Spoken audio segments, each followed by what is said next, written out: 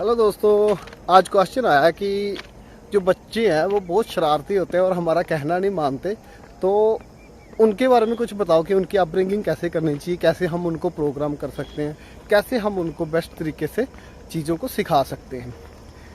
तो इसी पे टॉपिक पे आज हम बात करेंगे।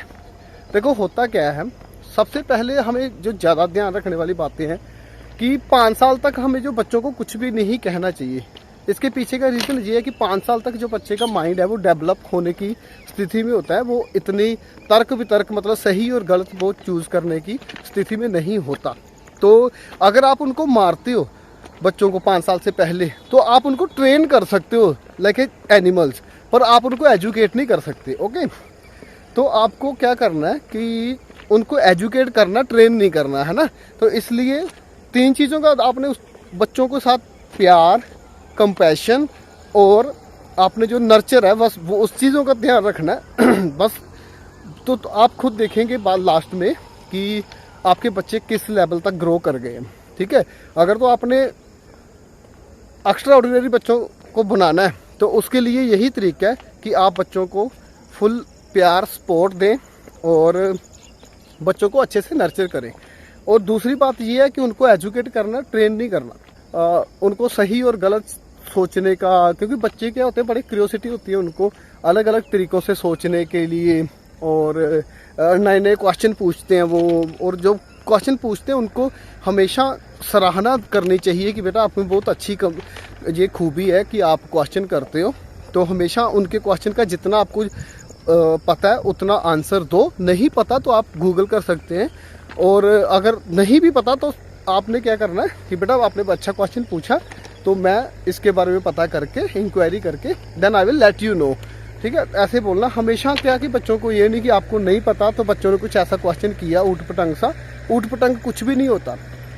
ठीक है, तो लाइफ में सबसे आगे बढ़ने की का जो तरीका है वो यही है कि आप क्वेश्चनिंग माइंड होना चाहिए। क्वेश्चन कर करके ही आप आगे सीखते हो। और ये ज़रूरी नहीं है कि हमें सब कुछ पता हो इस दुनिया में। इस यूनिवर्स में इतनी चीज़ें हैं कि जो जिसके बारे में हम नहीं पता कर सकते। और इसमें कोई बड़ी बात भी, जो चीज़ नहीं पता आपको, सबसे पहले आप ये मानना बड़ा कि मुझे ये चीज़ नहीं पता, ये सबसे बड़ी खूबी होती है। और जब ये नहीं पता तो फिर सीखा जा सकता है। लेकिन अगर आप किसी भी चीज़ पे बिलीव कर लेते हो झूठा, तो वो चीज़ थोड़ी डेंजरस हो जाती है हमारे लिए। ठीक है, तो बच्चों का यही है। और क्या है कि बच्चों को मारना नहीं, आपने डरा सकते हैं बच्चों को, क्योंकि मारने से बच्चे एरोगेंट हो जाते हैं। एरोगेंट नहीं बच्चों को करना, आपने उनको डराना है। डरा सकते हो, सिखा सकते हो, तो वो नहीं काम करते जो हम उनको बोलते हैं। बच्चे वही काम ज़्यादा अच्छे से करते हैं जो काम हम करते हैं। वो हमें देखते कि हमारे फॉलोज होते हैं, वो हमें फॉलो करते हैं, है ना। तो इसलिए अगर आपने कुछ चेंजेस बच्चों में लाना है तो उसके लिए आपने तो कोई देखो यार, सबसे पहले तो वो बच्चे तो हमारे पास आए नहीं कि हमें अपने मॉम डैड चूज़ कर लो, है ना। हमने चूज़ किया उनको, जहाँ हमने उनको इस यूनिवर्स में लाए हैं, तो हमारी रिस्पॉन्सिबिलिटी बनती है कि हम उनको इतना अच्छा नर्चर करें कि वो इस यूनिवर्स के लिए, इस दुनिया के लिए एसेट बने, ना कि लाइबिलिटी, है ना।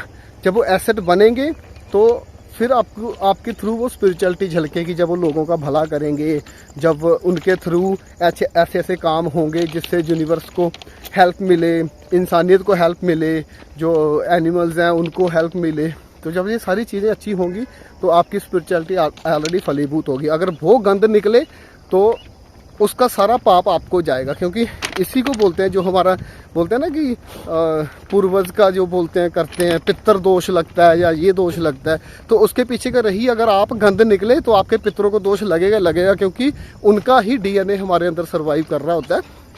तो इसलिए अगर हम कुछ गलत करते हैं तो वो हमारा जो पाप और पुण्य का कंसेप्ट है ना, उनके पाप पुण्य हमारे पे आते हैं। और इसीलिए बोलते हैं अगर आप स्पिरिचुअलिटी में ग्रो करते हो तो आपकी जो 7 पीढ़ी तक है, वो 7 पीढ़ी तक को पुण्य मिलता है ना।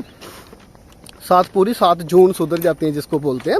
तो उसके पीछे का यही है कि उनका डीएनए हमारे अंदर सर्वाइव है। हमारे जो क्वालिटीज़ हैं वो हमारे कुछ ना कुछ फादर से, फोर फादर से के साथ पक्का मिलती होंगी। आप अगर अपने बुजुर्गों को पूछेंगे तो वो आपको बताएंगे कि आपकी ये आदत उनके साथ मिलती है, जहाँ उनकी जो भी जैसे वो सोचते थे आपकी भी सोच उनके साथ मिलती है। उनका लाइफस्टाइल, उनका काफ़ी सारी चीज़ें, उनकी बॉडी लैंग्वेज, उनके जो हमारी बॉडी है ये पूरी मेमोरी रखती है, याद रखती है कि हमारे जो फोर फादर पता नहीं कितने पीछे फादर है, उनका फेस, हमारा उनका नोज़ कैसा था, हमारा है ना, ये जो नोज़ देखो हमारे बड़े बड़े नोज़ हैं, तो ये सब हमारे पिछले डीएनए से होते हुए आ रहे हैं। हमारे फादर साहब का भी ऐसे था, मेरे दादाजी का भी, है ना, तो हमारे भाइयों का भी, हमारा मतलब ये नोज़ बड़ा है, तो ये डीएनए में होता है और इसको हम चाह के भी वो नहीं कर सकते।